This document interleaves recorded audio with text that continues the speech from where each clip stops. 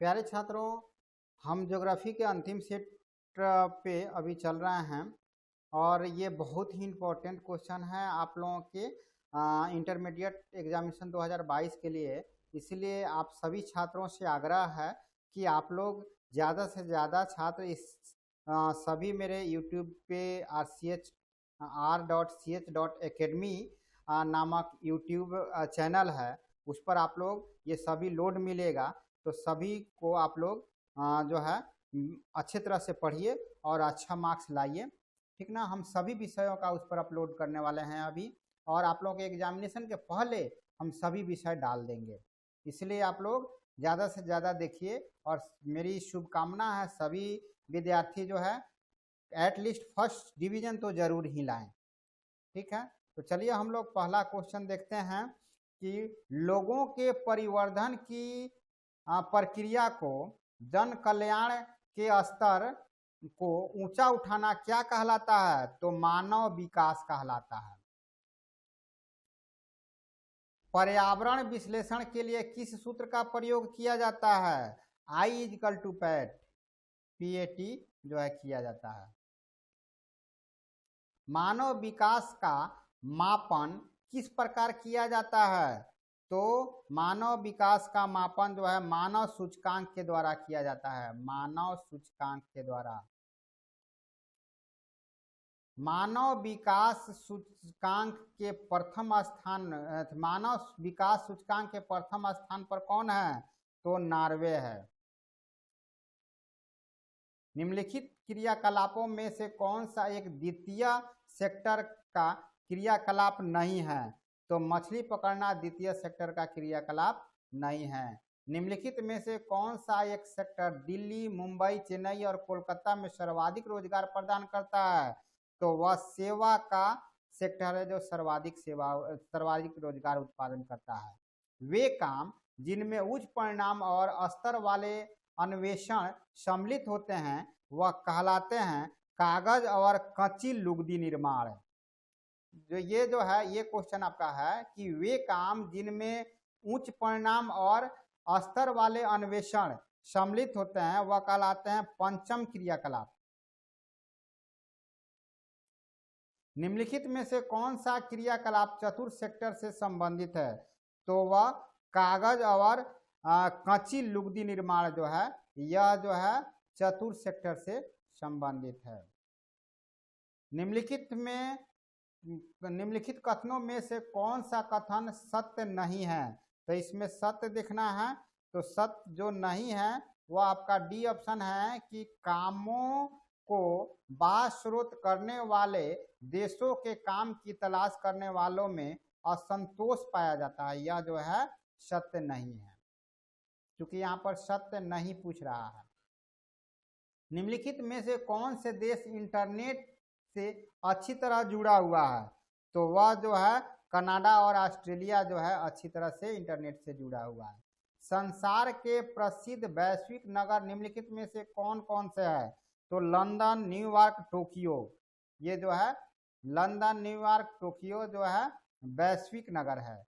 Asia, Africa, दक्षिण America के अधिकतर लोग इंटरनेट का जो है बहुत कम या बिल्कुल उपयोग नहीं करते हैं। एशिया, अफ्रीका, दक्षिण अमेरिका के बहुत कम या बिल्कुल उपयोग नहीं करते हैं। निम्नलिखित में से किन दो औद्योगिक संकुलों को विज्ञान और प्रौद्योगिकी पार्क कहा जाता है? तो वह जो है जापान के टोक्यो और हिरोशिमा को कहा जाता है। विश्व स्तर पर सेवाओं का निम्नलिखित में से कितना प्रतिशत योगदान है? तो 20% योगदान है। सेवाओं के क्रियाकलाप के संसाधन के प्रादेशिक केंद्र एशिया में किन किन शहरों में स्थापित हो गए हैं? तो वह मुंबई, बैंकॉक और शंघाई में स्थापित हो गया है। लंदन को पुनः कितनी कंपनियों के मुख्यालयों को स्थापित किया गया? लंदन में पुनः कितनी जो है कंपनियां? 198 कंपनियों का मुख्यालय स्थापित किया गया है। निम्न में से कौन सा भू उपयोग समवर्ग नहीं है तो वह कृषि योग्य व्यर्थ भूमि नहीं है।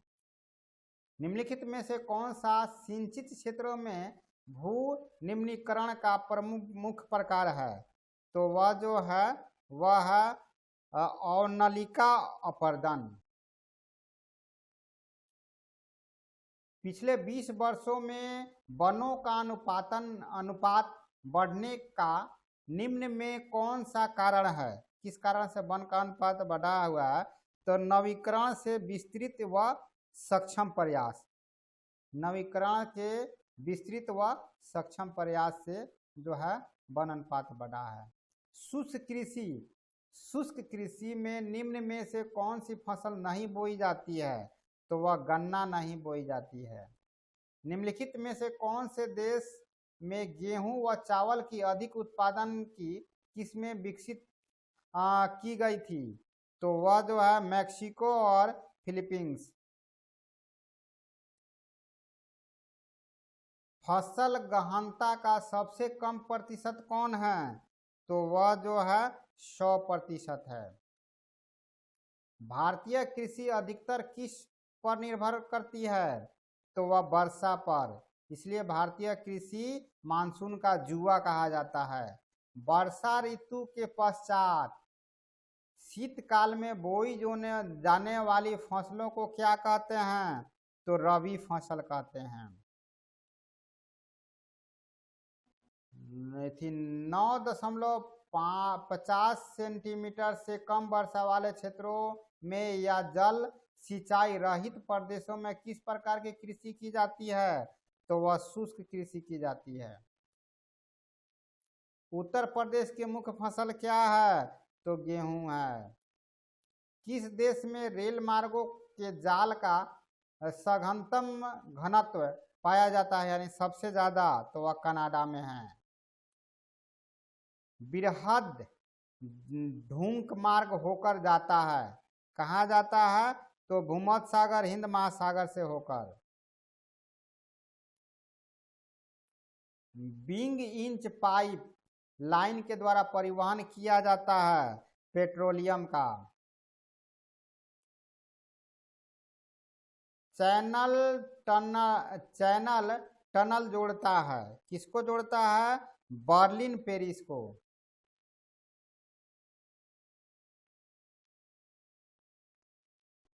छोटी दूरियों की यात्रा के लिए सबसे सरल माध्यम क्या है? तो सड़क परिवहन। भारत में रेल मार्ग की कुल लंबाई कितना है? 63,000 किलोमीटर। एक स्थान से दूसरे स्थान तक वस्तुओं और यात्रियों को ले जाना क्या कहलाता है? परिवहन। विश्व के सबसे बड़ा लंबा रेल मार्ग है। यह मार्ग समुद्र तल से कितनी ऊंचाई से होकर एंडीज पर्वत श्रेणी को पार करता है? तो वह जो है पार करता है वह पैन अमेरिकी है। विश्व की सबसे लंबा रेल मार्ग। संसार की सबसे लंबी पाइपलाइन की लंबाई कितनी है? तो वह 4800 किलोमीटर है। निम्नलिखित में से किसका प्रयोग जल और पेट्रोलियम जैसे तरल पदार्थों के परिवहन के लिए किया जाता है? तो वह पाइपलाइनों की। परिवहन का सबसे तीव्र किंतु सर्वाधिक महंगा साधन है, कौन सा है? तो वायुयान, यानी ये जो है वायु मार्ग यानी प्लेन का ये जो है परिवहन सबसे महंगा है। विश्व में सघनतम रेल जाल किस महाद्वीप में है? तो वह यूरोप महाद्वीप में है। भारतीय रेलवे विश्व की बड़ी रेलवे है। यह जो है भारतीय रेलवे विश्व की सबसे बड़ी रेलवे है, यह पहली है। निम्नलिखित में से किसने संयुक्त अरब अमीरात के लिंग अनुपात को निम्न किया है? तो वह जो है पुरुष कार्यशील जनसंख्या की चयनित प्रवास।